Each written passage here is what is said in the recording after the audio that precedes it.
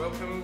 Today we're going to be talking about social media, all the good and bad things that can be involved with social media, how to influence your business. We are joined by the legend himself, Danny Kennedy, personal trainer, online coach, nutritional advisor. So thanks for coming, Danny. Thanks for having us. How did you start, go to the very beginning, how did you start this online presence, I suppose? Well, when I first started in the health and fitness industry, I actually started up an Instagram account designated to fitness, health and fitness, separate to my personal account, and pretty much from that point onwards, and obviously there's been other platforms such as YouTube, podcasting, Facebook and all that stuff since, I started posting just regular content consistently, so every single day pretty much. I actually made a post on Instagram about this morning. So since the end of 2013, literally every single day, posting valuable content, content that's going to be relatable to other people, and stuff that's actually that you can put to practice straight away with no expectation of anything in return pretty much. So someone told me really early on when I started posting stuff on social media to help grow my business and I guess to grow the following as well, is that you should always give away your best content for free, because firstly, most people won't do anything with it anyway.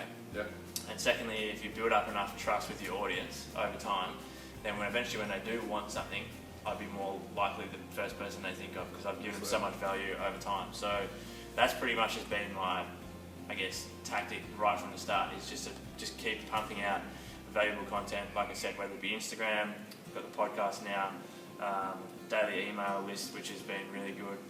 Facebook to an extent, video is probably good through Facebook, and then even Snapchat kind of came and went. I don't really do much with that anymore. But yeah, so that's pretty much been what I've done, and just stuck with it. Like someone said to me the other day, how did I get my Instagram to how it is now? And the answer is literally the same shit since 2013.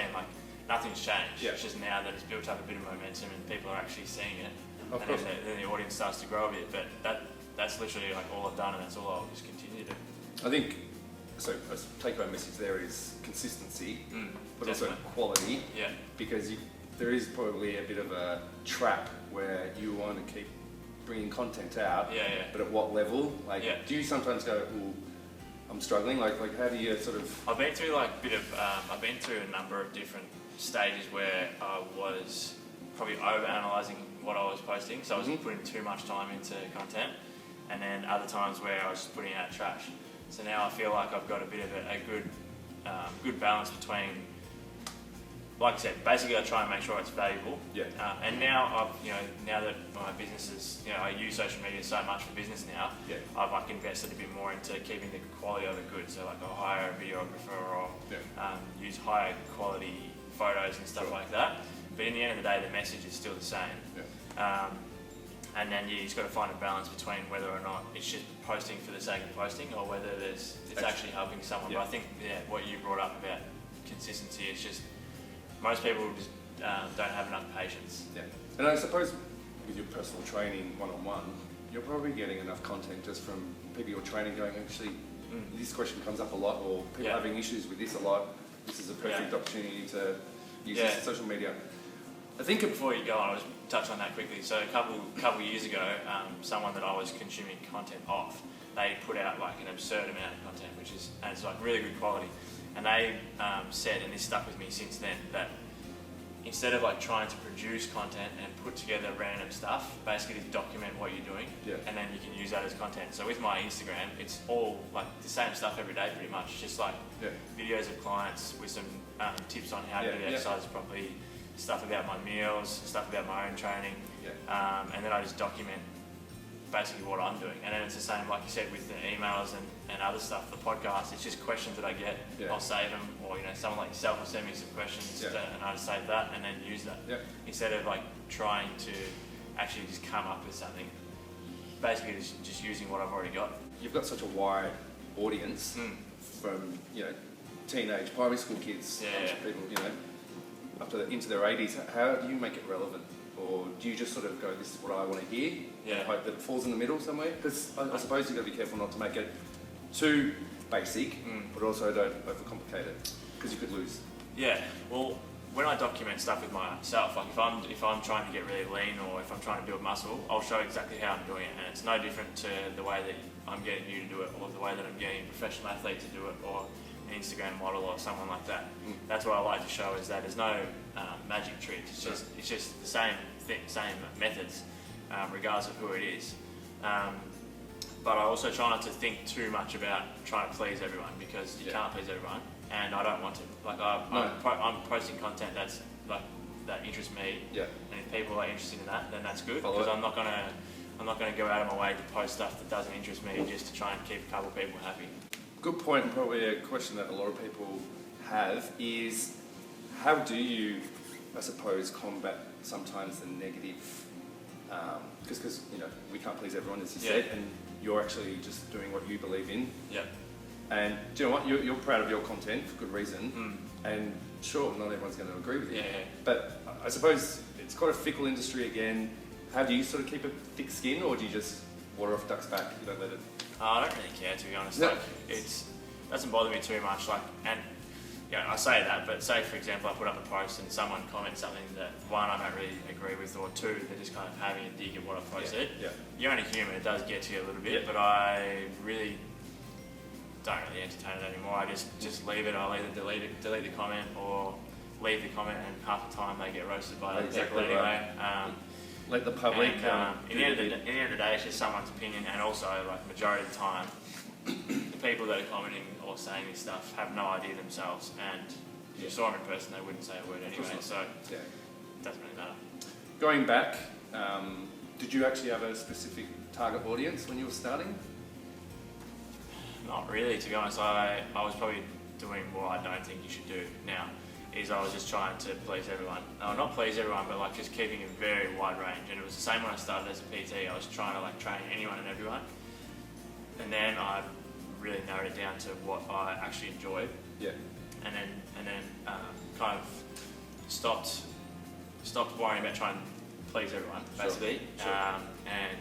And started to niche down a bit. So initially, because I was competing like in physique competitions and stuff, pretty much all of my content was just based around I guess bodybuilding, and also training athletes, pretty much. So it's probably more male dominant, and pretty much just weights.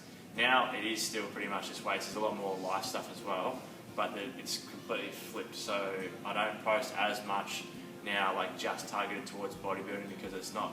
I don't really want to coach bodybuilders anyway. I like coaching people and training people that want to build muscle, which is bodybuilding, but not so much the competing side of things.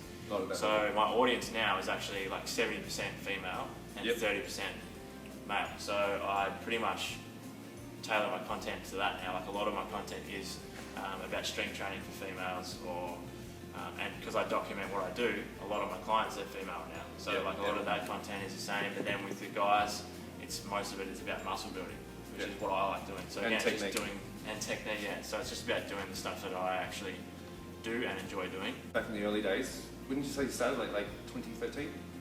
Ended 2013, started 2020. When did you start noticing that your content and your social media presence was getting traction? Or was it just such a slow? It was very, very slow. I felt like it was having an impact, but it wasn't. The numbers weren't doing that justice, if that made sense. So even when I started the podcast, I was getting all these emails from people saying they really enjoy the podcast, but then the downloads weren't really going up that much. So with my Instagram, for example, I didn't reach 10,000 followers until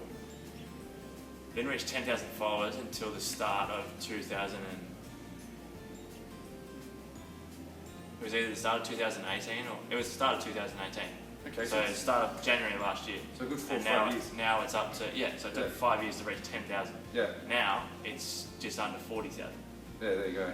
But in that 5 years, it would have been really easy to just go, well, this is just a waste of time. Just posting the same stuff. And the same with the podcast, the first 12 to 18 months, the most downloaded show was probably 500 downloads for literally 18 months, I reckon. And it wasn't budging at all. And then now there's episodes that are close to 20,000 downloads. Now you can't go down the street without being recognised.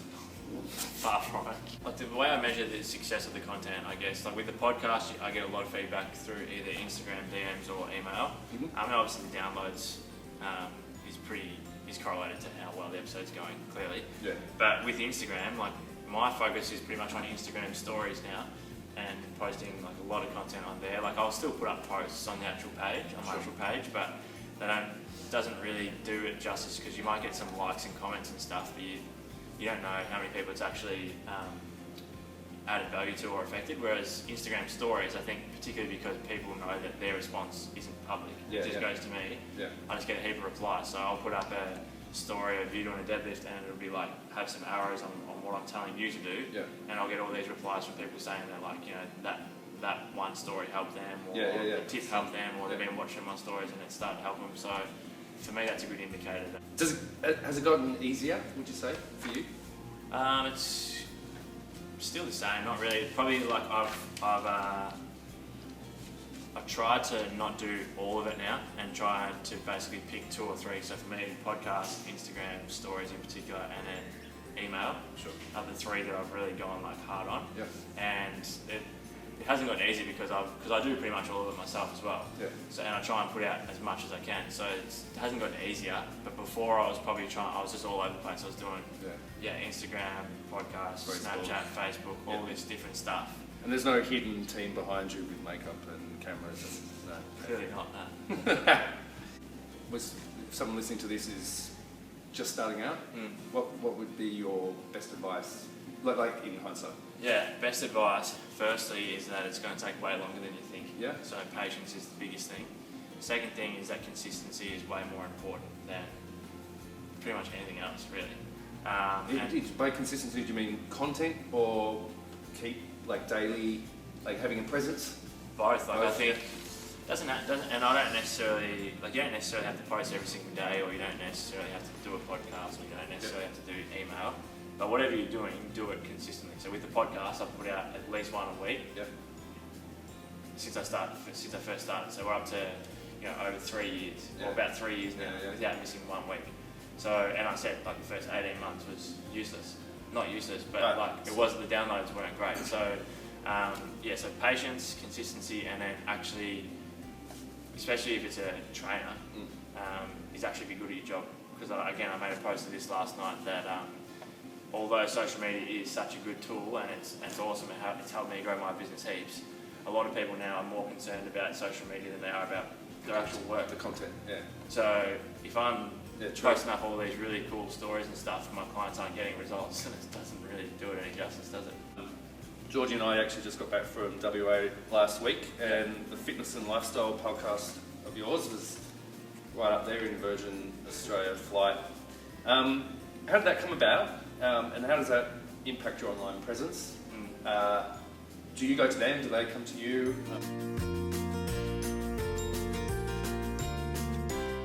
So Virgin actually got in touch with the platform that I upload my podcast through, and the platform contacted me and asked if I wanted to say yes. So it's pretty much 3 months, 10 episodes, and then it stays on all Virgin flights. And I had a heap of emails at the time, and didn't check my email from them, and I missed the first round. So by the time I read it, it said that I had to have submitted my podcast to Virgin like the week before I read the email. So I thought I'd missed it, but they were pretty quick to say that they would start the next month. So so I got 3 months on the flights with 10 episodes. I got to choose the episodes, and then the engagement's been good, and it's probably, if anything, like just more social credibility. Like credibility for the podcast, being able to say that it's been on there now. And I have got a fair few messages from people that hadn't heard the show before, because that's obviously the goal, is to have people that haven't heard it hear it. Because if you've got people that are already listening to it, it's cool, but it's not doing it any justice. Exactly. What's probably surprised me, surprise is, I don't know if surprise is the best word, but so like a lot of the content that I post is stuff that knowledge I've obviously built up over time, because I'm passionate about what I do. So then when I share that, and that has such a big impact on other people, or it could be something that I think is just everyone should know, but no one knows it. And it could completely change like someone's life. So initially when I started, like I wanted to help as many people as I could, but in my mind it was still like you're just giving out sets and reps, really. So that kind of changed when I started to realise that it wasn't just giving out exercise and nutrition, it was more like I could actually like change someone's life. And like I said before, there's still weeks now or days now where I'm just like posting content and things have plateaued or whatever, and you're not getting responses that you think that you would, and then you'll get an email like that, and you'll be like, oh, it's all worth it. Yeah, Absolutely. Yeah. What have you got planned next? And I know, and again, Danny's going overseas for 6 weeks tomorrow. Yeah, trying to do a fair bit of travel. Like I want to increase my, continue to build my online coaching business, continue to build the podcast as much as I can, and PT business obviously. Yeah, but I'm probably looking at opening my own space in the near future. You'll always be personal trainer number one, won't you? Like the one-on-one. I enjoy it. So people actually ask me a lot whether or not I would just go all online, and I don't think I wouldn't, because one, I just really enjoy training people in the gym. I just enjoy doing that. And secondly, like a lot of the content that I post is because it's like of me training people, or, you know what I mean? So if I'm sitting in a cafe on my computer all day every day, all of a sudden I don't have half the content ideas anymore because I'm not in the gym training people. Exactly, and I'm not saying them to. Now, for the most important question and the shameless plug, where can people follow you? Obviously, we've talked about the Fitness and Lifestyle podcast. Yeah. DJK Fitness is your Instagram. Yeah. Those two are pretty much all you need to know. I've got a website which you can sign up to my email list. So my website is just dannykennedyfitness.com. Yep. And then the little pop-up thing comes up. There's some blogs in there, but the email list and podcast and Instagram stories are probably the three main platforms where I put out probably what I think is my best content. Thanks, mate. So just to recap, I think probably the biggest two take-home messages is consistency. Mm-hmm. You know, just when you think it's, you know, plateauing or not going anywhere, just keep going. Yeah. And also be proud of the content that you're putting up there, because at the end of the day, you're your own brand. Yeah. And you know, if you believe in it, the rest will do itself. Exactly right. Danny, thank you so much, sir. Thank you, Steve.